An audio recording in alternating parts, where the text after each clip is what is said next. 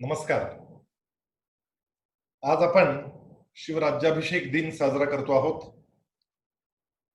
हा दिवस हिंदू साम्राज्य दिनोत्सव खर तर स्वतंत्र भारताचा पहिला स्वातंत्र्योत्सव म्हणून आपण सर्व मंडळी हा उत्सव साजरा करत असतो.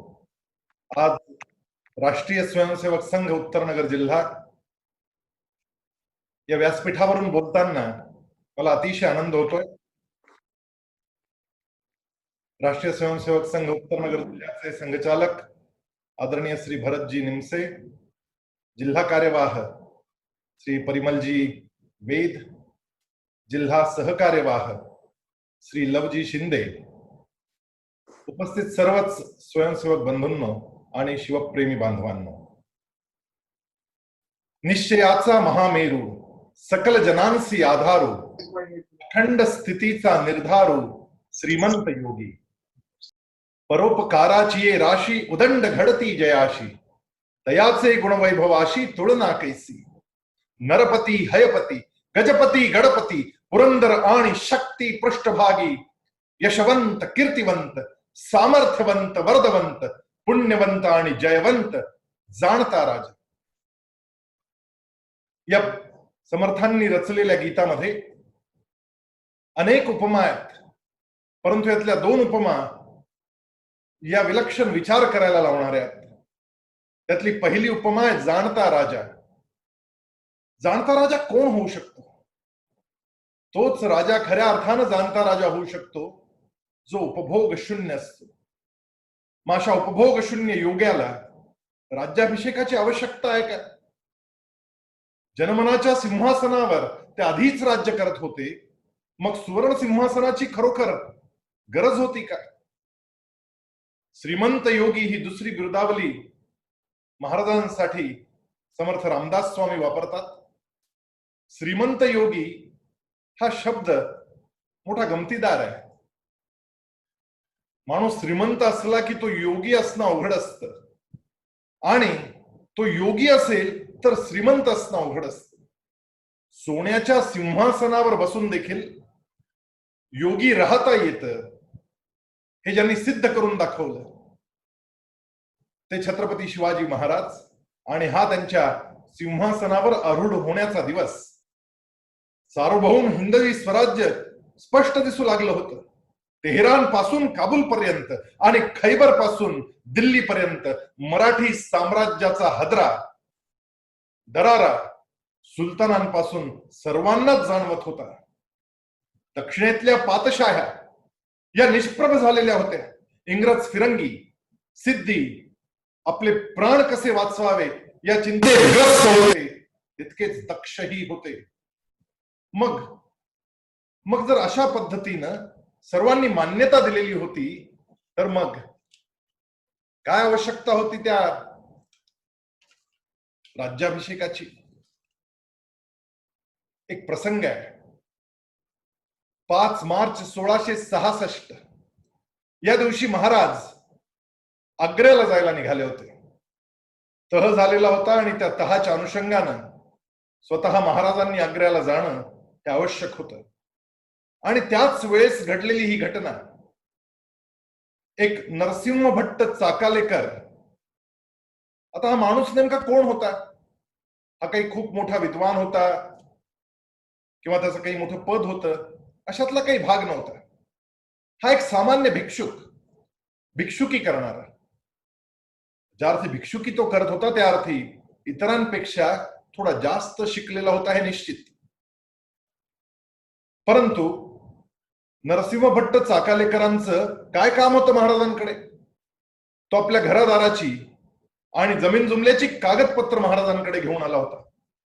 आणि महाराजांना त्यांनी विनंती केली की महाराज, आता एवी तेवी तुम्ही दिल्लीला जाताच आहात, आग्र्याला निघालाच आहात, तर माझं एक काम करा. माझी घराची ही कागदपत्र आहेत, माझ्या जमीन जुमल्याची ही कागदपत्र आहेत. तुम्ही बादशाला भेटणार आहात, तिथल्या अधिकाऱ्यांना भेटणार आहात. या कागदांवर तुम्ही शिक्कामोर्तब केलेलं आहे. स्वराज्याचं शिक्कामोर्तब असलं तरी आता जाताच आहात तर बादशहाच्या मान्यतेचा शिक्कामोर्तब घेऊन या, म्हणजे मला निश्चिंत मरता येईल. ही मानसिकता होती. पारतंत्र्याची ही मानसिकता 300 वर्ष जनमनात भरली गेली होती. जगन्नाथ पंडितांसारखा महापंडित दिल्लीश्वरच जगदीश्वर आहे असं सांगायला लागला होता. आणि यासाठी पुराणातले दाखले दिले जायचे. कलियुगात म्लेच्छांची सत्ता हीच ईश्वर मान्य होणार आहे, कारण धर्म बुडणार आहे. आणि म्हणून यवन सत्ता ही ईश्वर मान्य सत्ता आहे, हा भाव सामान्य जनतेच्या मनात दृढ केला गेला होता. हिंदूपद पातशाही ही अशक्य कोटीतील गोष्ट आहे, स्वप्नातही याचा विचार करता येणार नाही. धर्म लयाला जाणार आहे. खर तर हे लक्ष्मीनारायणानं कलीला सांगितलंय. त्यामुळे आता धर्म लयाला गेला, याला काल कारणीभूत आहे. आपल्या पराक्रमानं, आपल्या प्रयत्नांनी यामध्ये परिवर्तन करता येणार नाही, कारण ही नियती आहे, हे ठरलंय. अशा पद्धतीचा भाव शतकानुशतके जेव्हा जपला जातो, त्यावेळेस स्वाभाविकपणे एखाद्या नरसिंह भट्ट चाकोलेकरांची अशी मानसिकता होतेच. छत्रपती शिवाजी महाराज त्यावेळेस छत्रपतीही नव्हते. मग शिवाजी महाराजांचा शिक्का आपल्या घराच्या कागदपत्रावर मान्य होईल का? बादशहाचा शिक्का आणला पाहिजे. गोव्याचे पोर्तुगीज, इंग्रज, सिद्धी, जंजिऱ्याचे हे तर सर्वजण महाराजांना दरोडेखोर म्हणून त्यांची संभावना करायची. लुटारू आणि बंडखोर या शब्दात महाराजांचा उल्लेख करायचा. आणि याचं एकमात्र कारण होतं ते म्हणजे अधिसत्ता होती, पण सार्वभौमत्व मान्य नव्हतं. जनमनाचे राजे असूनही अभिषिक्त छत्रपती महाराज नव्हते. आणि म्हणून लोकदृष्टी बदलण्यासाठी विधिवत राज्याभिषेक आणि त्याचा संस्कार करून घेणं, ती छत्र चामर आणि ते सिंहासन, ही सार्वभौमत्वाची प्रतीक अत्यावश्यक झालेली होती. आणि तशा पद्धतीची चर्चा अनेक वेळा घडत होती. आणि त्यातच काशीचे महापंडित विद्वान विश्वंभर भट्ट अथवा गागा भट्ट हे त्या काळचे देशातले सर्वात विद्वान असे पंडित होते. धर्मशास्त्राचे जाणकार होते. ते नाशिकला आलेले आहेत असं कळाल्यानंतर पालखी आणि काही सरदार पाठवून अत्यंत मानानं त्यांना रायगडावर बोलावलं गेलं. आणि सल्लामसलत झाली. त्यावेळेस हा राज्याभिषेक करायचा हे ठरलं. 300 वर्षानंतरच्या पारतंत्र्यानंतर होत असणारा हा सूर्योदय होता. सलग 27-28 वर्ष अविश्रांत परिश्रमातून कोणतंही उदात्त उत्तम स्वप्न साकार होऊ शकतं याची ग्वाही देणारा आणि प्रयत्नवादानं परिश्रमानं भाग्य बदलणारा, या भावनेवर शिक्कामोर्तब करणारा असा हा सोहळा निश्चित झाला. 6 जून 1674 हा दिवस ठरला, मुहूर्त ठरला आणि वार्ता पसरायला लागली. या दरम्यान घडलेली एक घटना मोठी बोलकी आहे. एक पोर्तुगीज होता. या पोर्तुगीजाचं नाव होतं कौस्मद गार्द. हा कोकणातून गोव्याकडे भूमार्गाने जात होता. संध्याकाळ झाली तसं एका वनराईमध्ये एका झाडाखाली हा विश्रांतीसाठी थांबला. त्या ठिकाणी कोकणातले ते काही खेडूत कोणीतरी गोरा फिरंगी आलाय असं समजून त्याच्या अवतीभोवती गोळा झाले. थोडी चौकशी करायला लागले. आपल्या तोडक्या मोडक्या भाषेमध्ये हा कौस्मद गार्द हा त्यांना सांगायला लागला की तुम्हाला माहिती आहे तुमचा शिवाजी राजा आता सिंहासनावर बसणार आहे. ज्यावेळेस त्या खेडूतांना हे कळालं, राम जसा सिंहासनावर बसला होता तसा आपला राजा सुद्धा आता सिंहासनावर बसणार आहे. आणि हे ऐकल्यानंतर त्या सगळ्या खेडूतांच्या चेहऱ्यावर जो आनंद झळकला, त्यांच्या बोलण्यातून, त्यांच्या देहबोलीतून जो आनंद त्या पोर्तुगीजानं टिपला, त्या कॉस्मद गार्डनं हे लिहून ठेवलंय की अत्यंत अवर्णनीय असा आनंद त्या खेडूतांच्या चेहऱ्यावर मी पाहिला. ही मंडळी अतिशय आनंदलेली होती. याचा उल्लेख त्यानं रोजनिशीमध्ये करून ठेवलेला आहे. ज्या वेळेस सामान्य जनता एखाद्या गोष्टीनं आनंदून जाते त्यावेळेस त्या राजाचं या जन्मनात नेमकं काय स्थान आहे हे अधोरेखित होतं. स्वराज्यातली जनता महाराजांना मानत होती, त्यांच्यावर नितांत प्रेम करत होती. परंतु तरी देखील जगाला हे कळालं पाहिजे आणि जगाच्या दृष्टीनं हा हिंदवी स्वराज्याचा राजा सिंहासनाधिष्ठित झाला पाहिजे. कारण आपलं राष्ट्र म्हणजे काय याच्या काही कसोट्या असतात. जन्मनाला आणि परदेशी लोकांना सुद्धा हे कळालं पाहिजे की राष्ट्र म्हणजे नेमकं काय असतं. या राष्ट्राचे राष्ट्रपती कोण आहेत, याचे सरन्यायाधीश कोण आहेत, याचे पंतप्रधान कोण आहेत, याची राज्यघटना आहे का, याची संसद आहे का, याचा राष्ट्रध्वज कोणता आहे, राष्ट्रगीत कोणतं आहे, ही अष्टांग हा एखाद्या राष्ट्राचा परिचय असतो. आणि हा परिचय व्हावा यासाठी राज्याभिषेकाची नितांत आवश्यकता असते. आणि म्हणून भरतखंडाचा हाच पहिला स्वातंत्र्य उत्सव होता, स्वातंत्र्य दिवस होता. त्या दृष्टीनं या दिनाचं महत्व अलौकिक आहे. या राज्याभिषेकाच्या पार्श्वभूमीवर प्रचंड मोठा पराक्रम होता. ही सहजासहजी घडलेली घटना नव्हती. त्यामागे अखंड परिश्रम होते, एक ध्येय होतं, एक उद्दिष्ट होतं. हे रयतेचं राज्य व्हावं ही श्रींची इच्छा. असं म्हणून त्या रायरेश्वराच्या महादेवाच्या पिंडीवर स्वतःच्या करंगळीच्या रक्तानं अभिषेक केला गेला होता. आणि एक उदात्त उत्तम स्वप्न पाहिलं गेलं होतं. एक महान मंगल असं स्वप्न जेव्हा साकार करायचं असतं तर त्यासाठी नेमकं काय केलं पाहिजे याचा सर्वोत्तम आदर्श या 27-28 वर्षांच्या प्रवासात पाहायला मिळतो. छत्रपती शिवाजी महाराजांच्या जीवनामध्ये काही सूत्र आपल्याला सापडतात. असं एखादं महान मंगल स्वप्न जर आपण पाहत असू तर त्यासाठी नेमकं काय केलं पाहिजे आणि काय केलं म्हणजे जन्मनासाच्या आपल्याला अधिष्ठित होता येतं. त्यातलं पहिलं सूत्र आहे, हातात हात घेऊन हृदयास हृदय लावून ऐक्याचा मंत्र जपून या कार्य करायला हो बल सागर भारत हो वो विश्वात शोभुनी राहो. साने गुरुजींनी जरी हे गीत लिहिलं असलं तरी ही प्रेरणा छत्रपती शिवाजी महाराजांच्या जीवनात ठाई ठाई दिसते आपल्याला. जिजाऊ साहेबांच्या सांगण्यावरून बालराजे 12 मावळात ज्यावेळेस हिंडायचे, लोक प्रेमानं आदरानं मुजरा करायचे. अभिवादनासाठी केलेला मुजरा नम्रतेनं स्वीकारता आला पाहिजे, स्नेहार्द नजरेनं तो स्वीकारला पाहिजे. मुजोर वृत्तीनं मुजरा स्वीकारायचा नसतो. ही जिजाऊ साहेबांचा हा संस्कार होता, ही शिकवण होती.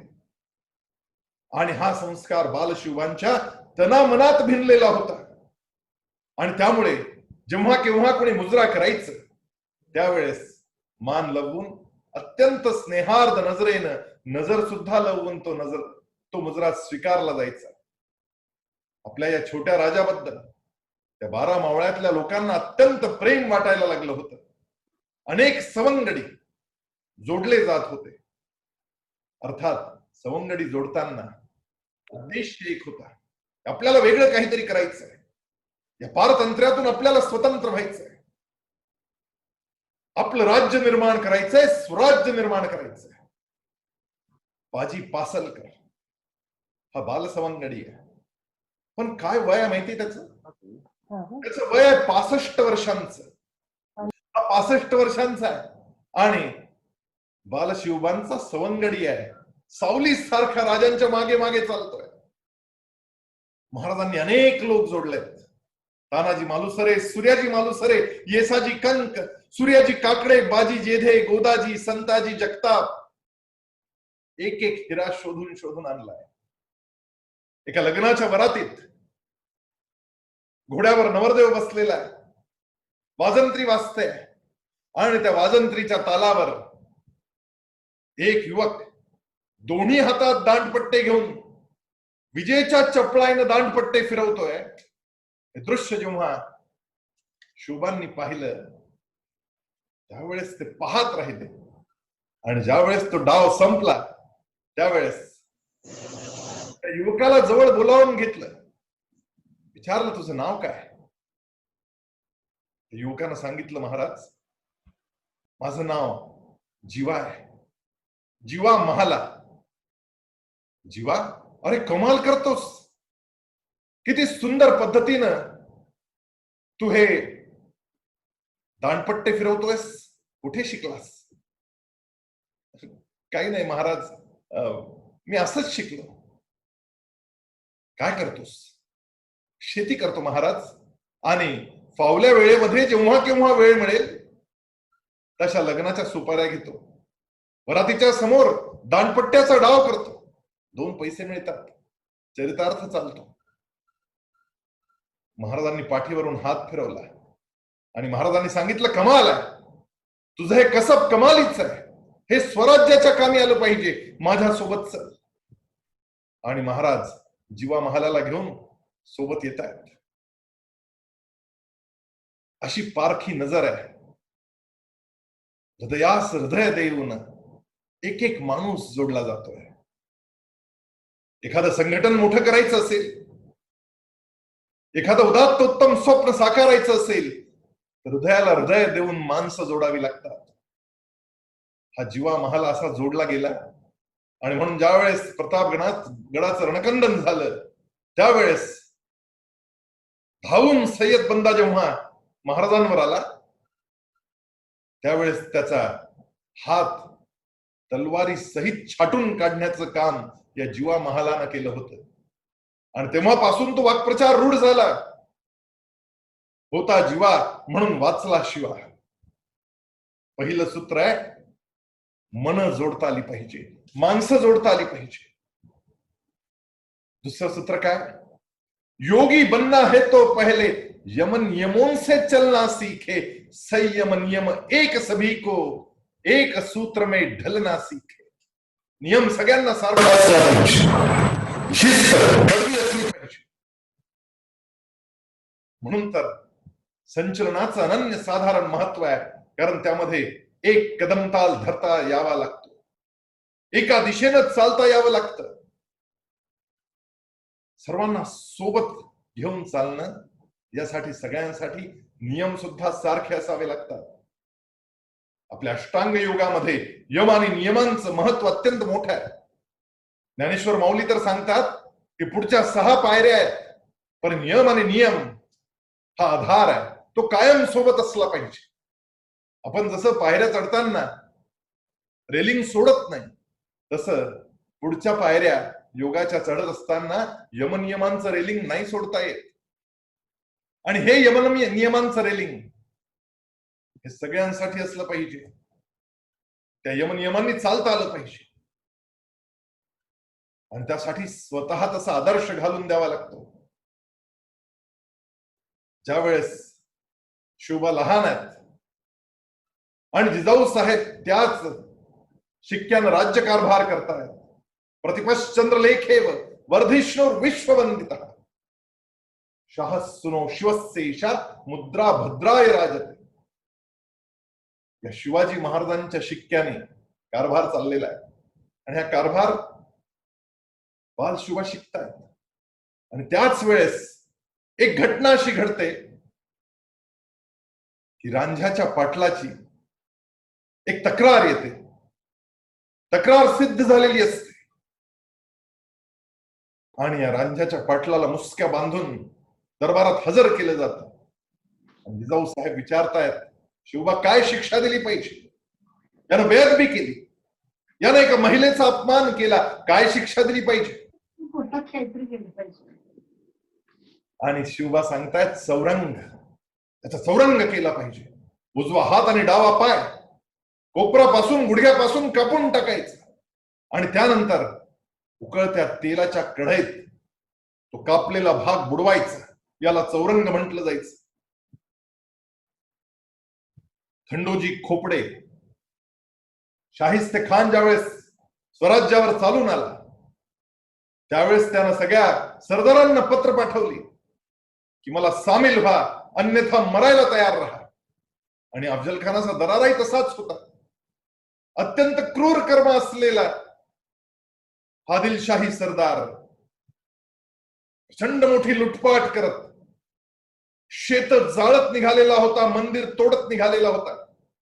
आणि स्वाभाविकपणे त्या भयकंपानं अनेक मराठा सरदार त्याला जाऊन मिळत होते, कारण मनात भय होत. नुसते मिळाले नाही, हा जो खंडोजी खोपडे होता यानं तर फितुरी केली, यानं इत्यंभूत माहिती दिली. आणि महाराजांना ही सगळी वार्ता जेव्हा कळाली, त्यानंतरचा जो प्रसंग आहे तो असा आहे की हा जो खंडोजी आहे हा कान्होजींच्या सोबत गडावर यायला लागला. कान्होजींना शब्द टाकला की मला महाराजांच्या चरणी परत घाला, तुमच्या बहिणीचं कुंकू वाचवा, माझं वतन राखा. आणि कान्होजीनं शब्द टाकला म्हणून महाराजांनी मान्य केलं. ठीक आहे म्हणाले, तुझ्या बहिणीचं कुंकू वाचवतो, खंडोजीचं वतन राखतो. आणि एक दिवशी जेव्हा कान्होजी सोबत नव्हते, त्या दिवशी महाराजांनी या खंडोजी खोपडेचा चौरंग केला. ज्यावेळेस कान्होजी कळवळून आले की हे काय केलं महाराज, तुम्ही शब्द दिला होता मला, याला अभयदान दिलं होतं. त्यावेळेस महाराज सांगतायत, कान्होजी तुम्ही सांगितलं म्हणून जिवंत ठेवलंय, तुमच्या बहिणीच्या कपाळीचं कुंकू आणि याचं वतन राखलंय. फक्त हात आणि पाय कलम केलेत, कारण ज्या पायांनी हात चालत गेला अफजल खानाकडे, लोकांना कळलं पाहिजे की त्या पायांची काय गत होते. ज्या हातांनी यांनी मदत केली त्या अफजल खानाला, लोकांना कळालं पाहिजे की जे हात फितुरीला पुढे सरसावतात त्यांचे हाल काय होतात. स्वराज्यात नियम सगळ्यांना एकच. आणि म्हणून कल्याणच्या सुभेदाराच्या सुनेला, जी की अत्यंत लावण्यवती आहे, तिला महाराजांच्या समोर उभं केलं जातं. त्यावेळेस महाराज मान खाली घालतात आणि सांगतात, ही तर आई सारखी आहे, तुम्ही हिला आणलंच कसं. स्त्रीला माते समान मानलं पाहिजे, हा नियम आधी स्वतःपासून सुरू होतो. आणि जो नियम स्वतःपासून सुरू होतो, यद्यद आचरती श्रेष्ठ तत्तद इतरे जन सयत प्रमाणं कृते लोकस्तदनुवर्तते. स्वतः प्रमाणानं हे सिद्ध करावं लागतं, त्यानंतर लोक त्यानुसार वागतात. आणि श्रेष्ठ लोकांचं आचरण जसं असतं, आपल्या नेत्याचं आचरण, आपल्या राजाचं जसं आचरण आहे, तशी प्रजा चालणार असते, तसे सवंगडी आणि सहकारी चालणार असतात. आणि यासाठी तिसरं सूत्र आहे, हम करे राष्ट्र आराधन, तन से मन से धन से, तन मन धन जीवन से हम करे राष्ट्र आराधन. प्रतापगडाच्या या पराक्रमानंतर खर तर महाराजांनी जिजाऊ साहेबांच्या भेटीला जायला हवं होतं. संभाजीराजे त्यांच्या डोक्यावरून मातृछत्र हरपलेलं होतं. ते लहानस बाळ त्याची वाट पाहत होत की आपले बाबा येतील, आपल्याला कडेवर घेतील. खर तर इतके दिवस प्रतापगडाचा हा रणसंग्राम चालला, त्यांना भेटायला जाणं गरजेचं होतं. पण महाराज अफजल खानाच्या वधानंतर तातडीनं पन्हाळ्याच्या दिशेनं धावतायत आणि आदिलशाही मुलखातला मोठा मुलूक स्वतः काबीज करतायत. ड्यूटी फर्स्ट, नेशन फर्स्ट, हम करे राष्ट्र आराधन, तन से मन से धन से. जेव्हा स्वतः राजा अशा पद्धतीची शिकवण आपल्या आचरणातून देतो, त्यावेळेस तानाजीच्या मनामध्ये ही भावना निर्माण होते की आधी लगीन कोंडाण्याचं, मग माझ्या रायबाचं. आपल्या मुलाच्या लग्नाची अक्षता द्यायला हा तानाजी लाल महालात येतोय. आणि त्यावेळेस जिजाऊ साहेबांचा आणि महाराजांचा संवाद चाललेला आहे.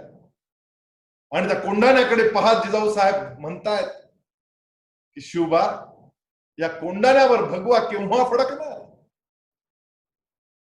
आणि त्याच वेळेस तानाजी त्या ठिकाणी अक्षता हातात घेऊन आलेले आहेत.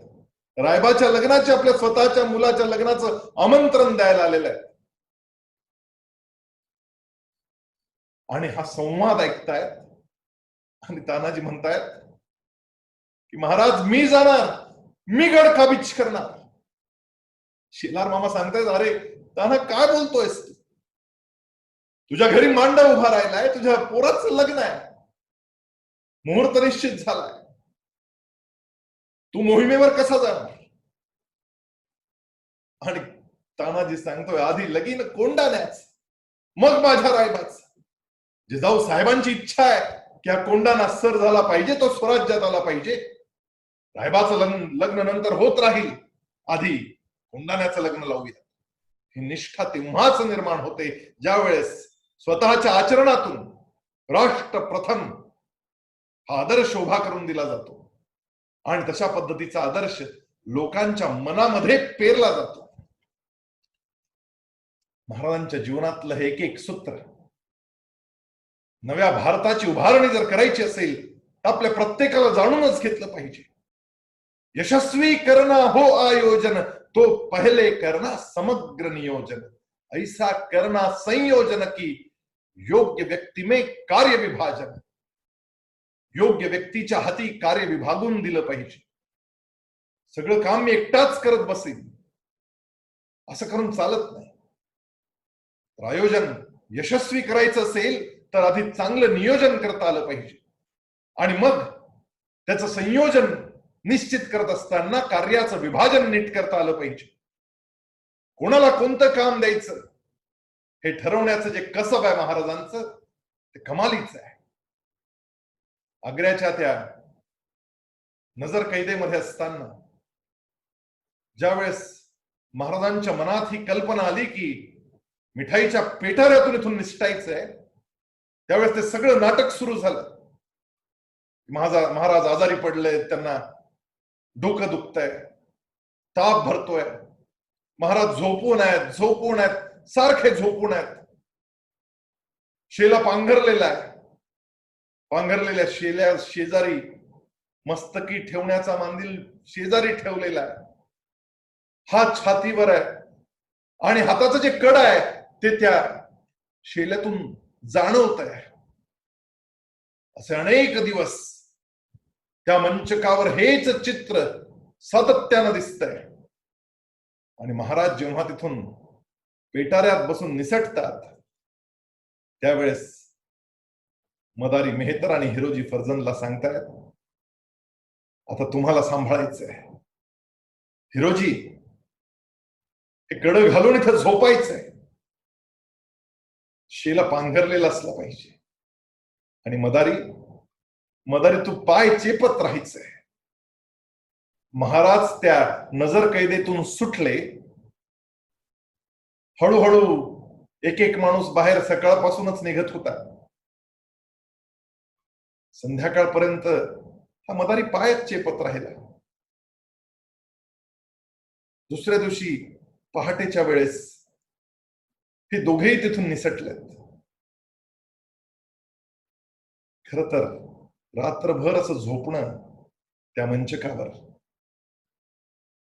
काय झालं असेल, काय वाटलं असेल त्या हिरोजी फर्जंदला. जर कोणी पहारेकरी आतमध्ये आला आणि काय चाललंय ते पांघरून झालं, काय होईल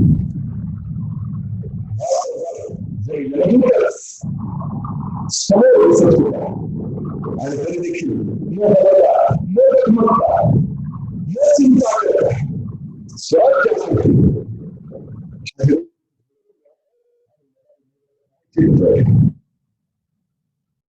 त्यावेळेस हे दोघेही पुन्हा स्वराज्यात येतात, महाराजांना भेटतात. महाराज गळ्याशी लावतात, शाबासकी देतात की कमाल केली तुम्ही. ज्यावेळेस मदारीला विचारलं जातं, मदारी काय देऊ तुला रे, काय बक्षीस देऊ, या मदारीच्या डोळ्यात आनंदाश्रू आहेत. पुन्हा मला माझ्या राजाला पाहता आलं, यापेक्षा अजून काय पाहिजे आता. काहीच नको महाराज, काहीच नको, तुम्ही सुखरूप आलात हेच फार झालं, काय इच्छा राहिली नाही. अरे मदारी, माग माग, काहीतरी माग. काय मागतो मदारी माहिती आहे? मदारी म्हणतो, महाराज, जेव्हा तुमचा राज्याभिषेक होईल ना, तेव्हा तुमच्या सिंहासनाची सेवा, ते सिंहासन स्वच्छ करणं, तुम्ही यायच्या आधी त्या सिंहासनाची पूजा करणं, त्या सिंहासनाची सेवा करण्याचं काम माझ्याकडे असलं पाहिजे. आग्र्यात मी तुमची सेवा केली, तुमचे पाय चेपत राहायचं, तुम्ही निघून गेल्यानंतर तुम्हीच तिथे आहात असे समजून या हिरोजीचे पाय चेपले. ही सेवा मला अखंड मिळाली पाहिजे. सेवेचा हा संस्कार एकेका माणसाच्या मनात रुजवलेला होता आणि ही सेवा बलिदान करण्याइतपत मोठी असली पाहिजे, अशा पद्धतीचा भाव प्रत्येकाच्या मनामनात भिनलेला होता. ज्यावेळेस पन्हाळगडावरून निष्ठायचं आहे, त्यावेळेस शिवा काशीद खर तर महाराजांची हजामत करायला हा माणूस महाराजांकडे येत होता आणि त्याच्याकडे पाहून महाराजांच्या मनात एक कल्पना चमकून गेली. महाराजांनी शिवाला सांगितलं, शिवा, तू माझ्यासाठी माझ्यासारखी दाढी का नाही ठेवत? दाढी वाढव. महाराजांनी सांगितलं म्हटल्यानंतर नाही म्हणायचा प्रश्नच नव्हता. शिवानं दाढी वाढवली. पुढच्या वेळेस ज्यावेळेस शिवा पुन्हा आला, त्यावेळेस महाराजांनी आपला जिरटोप त्याच्या मस्तकी ठेवला. या शिवानं हात धरला, म्हणाले, महाराज, हे काय करताय तुम्ही? ही माझी योग्यता नाही, हे माझी पात्रता नाही, हे मला झेपणार नाही. आपला जिरटोप त्या शिवा काशीदच्या मस्तकी ठेवून महाराज स्मितहास्य करत पाहत राहिलेत.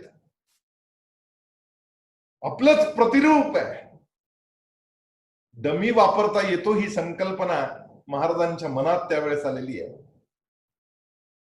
आणि ज्यावेळेस पन्हाळगडावरून निघायचं ठरलं, त्यावेळेस दोन पालख्या निघतात. एक पालखी महाराजांची आडवाटेनं आणि एका पालखीमध्ये शिवा काशीद बसतोय. काय झालं असेल त्या पालखीत बसताना त्या शिवाच्या मनात? मानाची पालखी आहे, महाराजांची वस्त्र अंगावर घातलेली आहेत, जिरटोप आहे, पण ही पालखी नाहीच.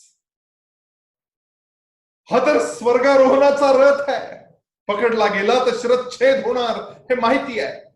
आणि तरी देखील अत्यंत आनंदानं शिवा काशीद त्या पालखीत बसतायत. काय प्रेरणा असतील, कोणता त्याग या लोकांच्या मनात भिनलेला आहे. एक एक माणूस असा निवडलाय आणि कार्य विभाजन करताना याची बारीक काळजी घेतलेली आहे. नियोजन किती परखड आहे, प्रचंड आहे. ज्यावेळेस ते इंग्रज अधिकारी तिघही जण राज्याभिषेकासाठी रायगडावर आले, त्यावेळेस एका गोष्टीत ते अचंबित झाले. आपण जो रायगड चढून आलो, हा अत्यंत दुर्गम असा गड, चढताना धाप लागते, आडवाटेनं यावं लागतं, छोट्या छोट्या चिंचोळ्या वाटा आहेत, बेलाग किल्ला आहे, अवघड आहे चढणं. परंतु या राजवाड्याच्या बाहेर दोन हत्ती झुलतायत. हे हत्ती इथे वर आले कसे? या हेनरी ऑक्झेंडरला अत्यंत आश्चर्य वाटलं की हत्ती वर कसे आले, आणि त्यानं अनेकांकडे चौकशी केली की हत्तीवरती आणले कसे. जिथं माणसं चढणं अवघड आहे, तिथे हत्तींना वर आणणं हे कसं घडलं असेल? जन्मतःच या हत्तींची ही पिलं पालखीत घालून रायगडावर आणली गेली होती. लहान लहान हत्तींची पिलं तिथे वाढवली गेली होती, कारण ते नियोजन होतं की हा रायगड स्वराज्याची राजधानी होणार आहे, याच ठिकाणी राज्याभिषेक होणार आहे. राज्याभिषेकाच्या वेळी हत्तीवर आरूढ व्हावं लागतं आणि म्हणून असे दोन हत्ती जन्मतःच रायगडावर आणले गेलेले आहेत. काय नियोजन आहे, एवढं हे संयोजन आहे, आणि कसं हे कार्य विभाजन आहे. पाचवं सूत्र आहे, कार्य यदि करना महान तो खर्चा सीमित करना सीखे. जर मोठं काम करायचं असेल तर सीमित खर्च करता आलं पाहिजे. कार्य यदि करना महान तो खर्चा सीमित करना सीखे. सादगी और मितव्यय से हिसाब नियमित लिखना सीखे. आपल्या हाती असलेला संघटनेचा पैसा, स्वराज्याचा पैसा हा मोजून मापून अत्यंत मितव्ययानं साधेपणानं वापरला पाहिजे. कोणताही डामडौल करता कामा नये. काम झालं पाहिजे परंतु उगाच दिखावा नको. तोरण्यावर जेव्हा सुवर्णमुद्रांचे हंडे सापडतात आणि या हंड्यांमधून राजगडावर बांधकाम केलं जातं त्यावेळेस 18 कारखान्यांची उभारणी आहे. पण तिथे जर आपण पाहिलं की महाराज कुठे राहत होते, महाराजांचा महाल, त्यांचा कक्ष, त्यांची ती खोली केवढी आहे, जाऊन पाहिलं पाहिजे एकदा. माती मस्तकीच लावली पाहिजे. 18 कारखान्यांचा मालक, स्वराज्याचा संस्थापक अत्यंत साधेपणानं छोट्याशा खोलीत राहत आहेत आणि प्रत्येक ठिकाणी मितव्ययानं साधेपणानं कुठे कुठे बचत करता येईल याचा विचार करत करत महाराजांनी ही सगळी उभारणी केलेली आहे. महाराजांनी त्या काळी जी तलवार तयार करून घेतलेली आहे ती मराठा तलवार अतिशय छोटीशी. त्या काळी सगळ्या राजपुतांकडे मोठमोठ्या तलवारी असायच्या आणि जितकी मोठी तलवार तितका मोठा मान असा समज होता. त्या काळात छोटी तलवार, महाराजांनी ही छोटी तलवार यासाठी तयार केली की त्याला कमी खर्च लागायचा, कारण मुळात कमी लोखंड लागायचं. आणि दुसरी महत्वाची गोष्ट होती ती म्हणजे दर्या डोंगरात, रानावनात गनिमी काव्यानं युद्ध करायचं आहे, कारण पैसे नाही आहेत. कमी लोकांमध्ये युद्ध करता आलं पाहिजे. कामाची रचना अशी करायची आहे की कमीत कमी माणसांमध्ये अधिकाधिक काम करता आलं पाहिजे. आणि मग रानावनात जर युद्ध करायचं असेल, डोंगर दऱ्यात जर युद्ध करायचं असेल तर मोठ्या तलवारी कामाच्या नाही, झाडाझुडपात अडकतील, त्या सहज फिरवता आल्या पाहिजे. त्यासाठी योग्य ते प्रशिक्षण मावळ्यांना देण्याची व्यवस्था केली गेली आणि अत्यंत कमी खर्चातली ही तलवार तयार केली गेली. रायगडाची उभारणी ज्यावेळेस होत होती त्यावेळेस सुद्धा तिथेही तोच साधेपणा आहे. तिथेही महाराजांचा निवास कक्ष अतिशय छोटा आहे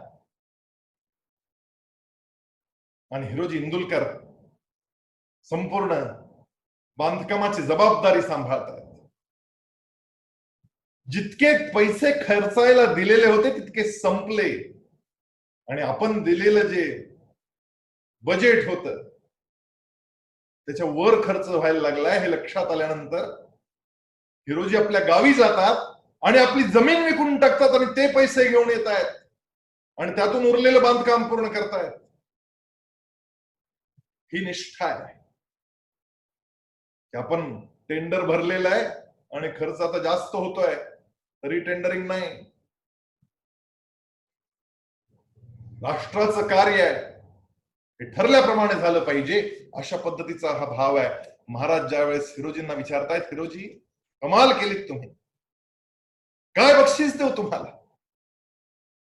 हिरोजी म्हणतायत, महाराज तुम्ही बोललात यातच मी पुरून उरलो, काही नको. मागा मागा हिरोजी, काहीतरी तर मागा, माझ्या समाधानासाठी मागा. आणि हिरोजी सांगतायत की महाराज जगदीश्वराच्या मंदिरात तुम्ही रोज जाल, तुमच्या पायाची धूळ तिथल्या पायऱ्यांना लागणार आहे, त्या पायरीवर माझं नाव लिहून ठेवलं तर चालेल का?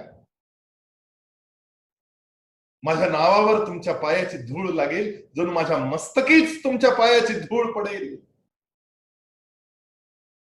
भाग्य मला द्या महाराज. आणि त्या जगदीश्वराच्या पायरीवर शिलालेख कोरला गेलेला आहे, सेवेचे ठाई तत्पर हिरोजी इंदुलकर. ही प्रेरणा आहे. अनेक सूत्र, त्यातलं एक महत्वाचं सूत्र आहे, स्वप्न कसं पाहिलं पाहिजे. सपना ऐसा देखो कि नींद तुम्हारी उड़ जाए, सज्ज रहो और सजग रहो की आंखें कभी ना मिट पाए. इतकं सजग आणि सज्ज राहता आलं पाहिजे आणि स्वप्न असं पाहिलं पाहिजे की ज्यानं झोप उडाली पाहिजे. जागेपणी स्वप्न पाहायची आहेत, रात्रीची स्वप्न नाही जी झोप येऊ देत नाहीत, अशी जागेपणी पाहिलेली स्वप्न. आणि त्यासाठी सजग आणि सज्ज राहायचं आहे. महाराजांना माहित होतं की आपल्याला सिद्धी जोहरशी लढायचंय, आपल्याला गोव्याच्या पोर्तुगीजांशी लढायचंय, समुद्र मार्गाने येणाऱ्या इंग्रज शत्रूशी लढायचंय, फिरंग्यांशी लढायचंय. यासाठी जलदुर्ग बांधले पाहिजे. आणि म्हणून महाराज स्वतःची जलसेना नौसेना उभी करतात. सिंधुदुर्ग, पद्मदुर्ग, स्वरदुर्ग, गुलाब्याचा किल्ला उभा करतात. समुद्रामध्ये आपला दबदबा निर्माण करतात. आणि हे सगळं करताना एक महत्वाचं सूत्र महाराजांच्या जीवनात सापडतं, ते म्हणजे चर्चा, चिंतन, परामर्श. यातून परिपूर्ण योजना तयार करता आली पाहिजे. चर्चा, चिंतन, परामर्श से परिपूर्ण योजना बनती है. ध्यास और अभ्यास से ही यशस्विता फिर मिलती है. मग तो शाहिस्ते खानावरचा छापा असेल, त्याची वेळ कशी ठरवली गेलेली आहे पहा. रमजानचा महिना, रात्रीच्या वेळेस ज्यावेळेस उपवास सुटलेले असतील, लोक खाऊन पिऊन सुस्तावलेले असतील, त्यावेळेसची ही वेळ आहे. रात्र अंधारी आहे. प्रतापगडाचा रणसंग्राम ठरवताना भेटीचं जे ठिकाण ठरवलं गेलं त्याची बारकाई जर लक्षात घेतली तर सूर्याची दिशा अशी आहे की सूर्याची पडणारी किरण ही गडाच्या वरतून खाली येत आहेत. आणि त्यामुळे त्या खालून जर वर पाहिलं, गडाकडे पाहिलं, तर वरती पाहता येत नाही, कारण तळपता सूर्य दिसतोय. मध्यान्नीची वेळ आहे, वर पाहता येत नाही. पण वरून मात्र लख प्रकाश खाली पडतोय आणि त्यामुळे खालच्या छावणीत भेटीच्या ठिकाणी काय चाललंय हे वरती असलेल्या गडावरच्या लोकांना सहजपणे पाहता येत आहे. असं ठिकाण निवडण्यामध्ये एक योजना आहे. आणि त्यासाठी महाराज सातत्यानं, मग ते महाराजांचं टाइम मॅनेजमेंट असेल, त्यांच्या मीटिंग घेण्याचं कसं बसेल, त्यांचं प्लॅनिंग आणि प्रिपरेशन असेल, या प्रत्येक फ्रंटवर महाराजांचं जे बारकावे आहेत. टाइम मॅनेजमेंट किती आहे? महाराज नगारखान्यातल्या नगारजीला सांगतायत, इतक्या घटिका आणि इतकी पळ झाली की नगारे वाजवायला सुरू करायचे, वाट पाहायची नाही, खाली काय झालं हे पाहायचं नाही, नगारे वाजवायचं. तोफखान्यातल्या लोकांना सूचना दिलेली आहे, नगारे वाजायला लागले रे लागले की तोफांची सरबत्ती सुरू झाली पाहिजे. आणि खाली जावळीच्या रणात लपलेल्या मावळ्यांना सांगून ठेवलंय की तोफांचा आवाज आपला विजयाचा आवाज असेल. तोफा धडाडल्या की खाली कापाकापी सुरू करायची, एकही जण परत जाता कामा नये. शाहिस्ते खानाची ही प्रचंड मोठी फौज कापून काढली गेली आणि ती सगळी संपत्ती, घोडे, हत्ती हे सगळं स्वराज्यात दाखल करून घेतलं गेलं. केवढी बारीक योजना आहे. आणि या योजनांसाठी ज्या मीटिंग्स घ्याव्या लागतात, सातत्यानं बैठका घ्याव्या लागतात, सातत्यानं सभा घ्याव्या लागतात. महाराजांनी त्यांच्या प्रत्येक किल्ल्यावर खलबत खाना नावाचा एक जागा आहे. खलबत खाना म्हणजे काय? Meeting place. तिथे बसलं पाहिजे, तिथे चर्चा केली पाहिजे. अर्थात तिथली चर्चा या कानाची त्या कानाला कळत नव्हती. नगारखान्यात काय निरोप दिलाय हे तोफखान्याला माहित नाही, तोफखान्याला काय निरोप आहे हे खालच्या मावळ्यांना माहित नाही. इतकं बारीक नियोजन आहे, त्याचं प्लॅनिंग आहे. शाहिस्ते खानाचा छापा ज्यावेळेस पडतो त्यावेळेस हाहाकार उडेल, त्यावेळेस चकमा दिलाय. महाराजांनी कात्रजच्या घाटातल्या गाई बैलांच्या शिंगांना टेंभे लावून, ज्यावेळेस कात्रजच्या घाटात टेंभे चमकायला लागले त्यावेळेस शाहिस्ते खानाच्या फौजेला वाटलं शिवाजी तिकडे पळालाय आणि म्हणून तिकडे मागे कात्रजच्या दिशेनं शाहिस्ते खानाची सेना धावली आणि महाराज उलट दिशेनं निघून गेले. इतकं बारीक सारीक नियोजन आहे. आणि त्यासाठी जी तयारी आहे त्या तयारीला महाराज रोज तयारी आहे. रोज व्यायाम केला पाहिजे. महाराजांच्या आयुष्यातून हे शिकायचं आहे. दैनिक शाखेला पर्याय नाही. रोज खेळलेच पाहिजे. रोज सूर्यनमस्कार केलेच पाहिजे.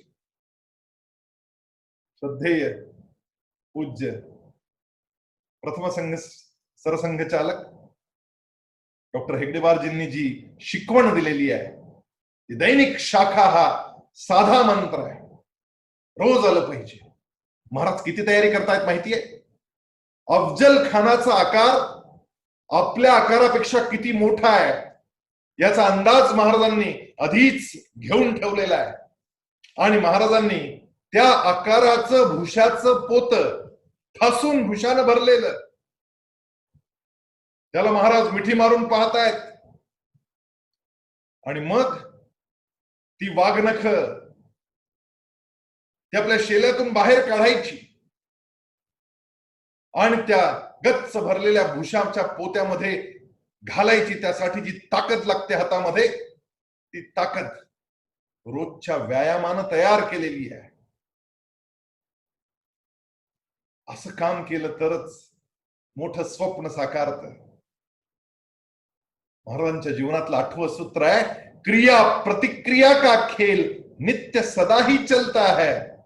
सोच समझकर दे प्रतिक्रिया विजय उसी को मिलता है. उगीच फालतू प्रतिक्रिया बाहेर येऊन द्यायच्या नसतात. संयम राखावा लागतो. शब्द पोटात ठेवावे लागतात. विचार करून मग प्रतिक्रिया द्याव्या लागतात. अफजल खानानं तुळजाभवानीचं मंदिर फोडलं. महाराज स्वतःला तुळजाभवानीचा भोप्या समजतायत. काय यातना झाल्या असतील महाराजांना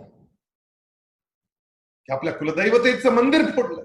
आणि केवळ फुटलं नाही, तिथे जे काही घडलं ते ऐकून महाराजांना अतीव दुःख झालं असणार. गाईच्या रक्ताचा अभिषेक पडला तिथे. घणाचे घाव घालून मूर्ती आणि मंदिर फोडलं गेलं. तुमच्या माझ्यासारखा असता धावून गेला असता. परंतु महाराज संयमी आहेत. लगेच प्रतिक्रिया देत नाही आहेत. महाराज उलट पक्षी जावळीच्या जंगलाकडे जातायत. तिथल्या प्रतापगडावर जातायत आणि त्या खानाला हळूहळू हळूहळू जवळ बोलावतायत. जावळीच्या जंगलात घुसायला लावतायत. गोपीनाथ पंत बोकील महाराजांचे वकील पुन्हा पुन्हा अफजल खानाला भेटतायत. पुन्हा पुन्हा सांगतायत की महाराज घाबरलेत, आजारीच पडलेत, तुमच्या भीतीनं आजारी पडलेत, ताप भरलाय, डोकं दुखतंय. गाफील बनवतायत. हळूहळू वर बोलावतायत. 10च लोक घेऊन यायची आहेत. मग सोबत येणाऱ्या लोकांना बाकीच्यांना अर्ध्या रस्त्यात बरोबर कुठे थांबवायचं हेही ठरलंय. मग सय्यद बंद आहे तो त्याला लांब कसा ठेवायचा हेही ठरलंय. प्रत्येक गोष्टीचा बारकावा आहे. चकमा कसा द्यायचा. राज्याभिषेकाच्या वेळी मुघलांकडून विघ्न येऊ नये म्हणून मोगल सेनापती बहादूर खान आपल्या अहमदनगरच्या जवळ पेडगाव नावाचं जे गाव आहे त्या गावाला यांनी बहादूरगड नाव दिलं. आणि तिथे कायम छावणी करून त्या ठिकाणी तो तळ ठोकून थांबलेला होता. त्याच्याबरोबर तहाची बोलणी सुरू केली की आमचं एवढं माफ करून घ्या बादशाहकडून, मग आम्ही येतोच. अक्षरशः वेड्यात काढलं. आणि ते दिवस बरोबर सांभाळून घेतले की मुघलांचं आक्रमण त्या काळी स्वराज्यावर होता कामा नये. बारीक बारीक गोष्टी जर महाराजांच्या जीवनातल्या पाहिल्या, हा जो हेनरी ऑक्झेंडन जो महाराजांच्या राज्याभिषेकाच्या वेळी मोठमोठे इनाम घेऊन येतोय, बक्षिस घेऊन येतोय, भेटी घेऊन येतोय, ते सगळं स्वीकारतायत महाराज. आणि मग हा इंग्रज अधिकारी व्यापारी तहाचा कागद पुढे करतो आणि म्हणतो हा एवढा तह कराच महाराज. महाराज म्हणतायत की प्रतिनिधींशी बोला. महाराज वेळ काढतायत, अभ्यास करतायत बारीकी, काय लिहून आणलंय यांनी सगळं, त्याचं नीट भाषांतर करून घेतायत.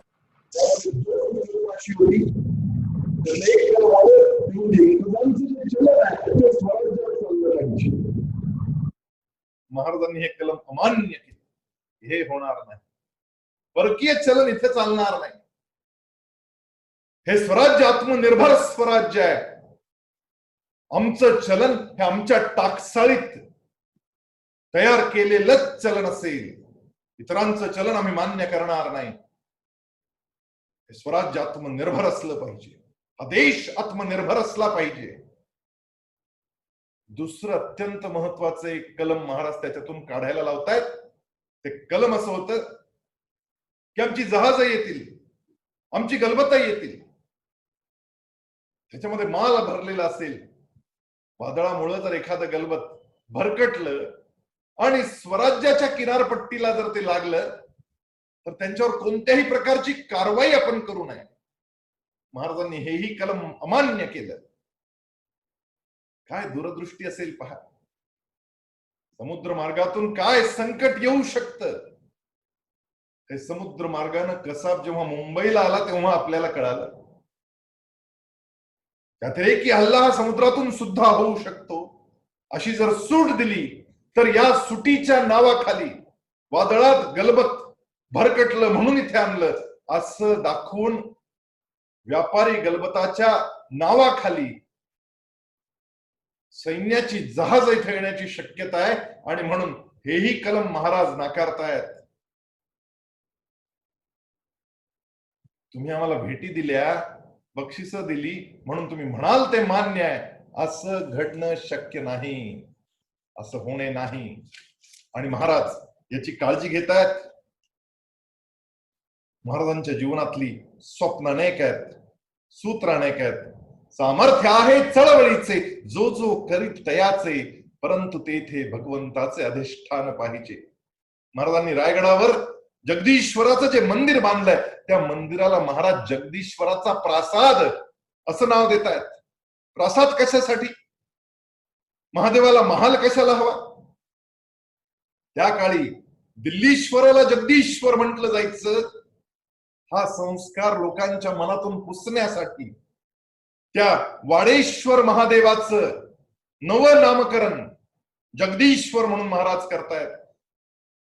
आणि महालाच्या साधारण साम्य असणार अशा पद्धतीचं मंदिर जगदीश्वरासाठी बांधलं जात आहे. महाराज राज्याभिषेकाच्या आधी प्रतापगडावर जाऊन तिथल्या भवानीला सवामन सोन्याचं छत्र अर्पण करतायत. महाराज धर्मनिष्ठ आहेत, महाराज ईश्वरनिष्ठ आहेत. आणि त्यासाठी गागा भट्टांसारखा धर्मज्ञ काशीहून रायगडावर येतो. संस्कारांची संहिता लिहून काढली जाते. त्या राज्याभिषेक संस्कार कसा करायचा आहे त्याचे बारकावे लिहून काढले जातात. ती संहिता उपलब्ध झालेली आहे जी गागा भट्टांनी लिहिली आणि त्या महाराजांच्या राज्याभिषेकासाठी लिहिली गेली. याचं कारण आहे जिजाऊ साहेबांनी महाभारतातल्या गोष्टी, रामायणातल्या गोष्टी महाराजांना लहानपणी सांगितल्या. महाराजांना गीतेचं तत्वज्ञान समजावून सांगितलंय. आणि महाराज म्हणून फक्त कर्म करत नाहीत, ते कर्मयोग साधतायत. कर्मामध्ये आणि कर्मयोगामध्ये मूलभूत अंतर असतं. कर्म हे स्वतःच्या स्वार्थासाठी असतं आणि कर्मयोग जो असतो तो समष्टीसाठी असतो, तो समाजासाठी असतो. आपण एखादं काम ज्यावेळेस समाजासाठी करतो त्यावेळेस तो कर्मयोग होतो. महाराजांचं संपूर्ण आयुष्य कर्मयोग्याचं जीवन आहे. कारण गीता महाराजांच्या मनात भरलेली आहे, भारलेली आहे आणि ही शिकवण जिजाऊ साहेबांनी दिलेली आहे. म्हणून तर समर्थ म्हणतात महाराष्ट्र धर्म राहिला काही तुम्हा कारणे. धर्माची या शब्दाची व्याख्याच बदलून टाकली. मुळात त्याची खरी व्याख्या काय हे गीतेतून महाराजांना कळालेलं आहे. धर्म म्हणजे कर्तव्य असतं आणि या कर्तव्याचं अनुसरण केलं पाहिजे. यातील धर्म शब्दाचा जो व्यापक अर्थ आहे हा अर्थ महाराजांना अभिप्रेत आहे आणि म्हणून महाराजांचा राज्याभिषेक होतो आणि म्हणून महाराज सिंहासनाधीश्वर होत आहेत आणि म्हणून महाराजांना शिवकल्याण राजा ही उपाधी मिळते. अनेक सूत्र आहेत महाराजांच्या जीवनातली, तासाभराचा वेळ पुरेसा नाही. ही पारायण शिवचरित्राची पुन्हा पुन्हा करत राहिलं पाहिजे, पुन्हा पुन्हा ते चरित्र आपण वाचत राहिलं पाहिजे आणि ती शिकवण अंगीकारली पाहिजे. यासाठी असे उत्सव आपण साजरे करत राहिलं पाहिजे आणि ती प्रेरणा अंगीकारत राहिलं पाहिजे. छत्रपती शिवाजी महाराज की जय.